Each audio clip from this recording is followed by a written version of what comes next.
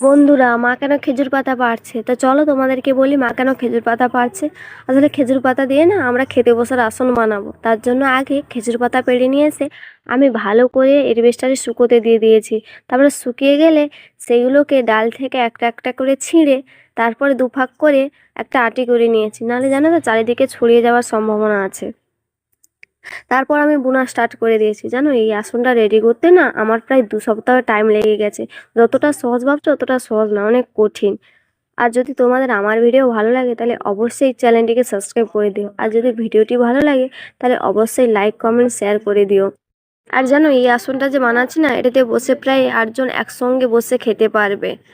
আর তারপর আমার বোনা কমপ্লিট হয়ে যেতে আমি এটাকে পাট পাট করে কেটে নিয়েছি। যত বড় আসন বানাবো তার মাপেই কেটেছি।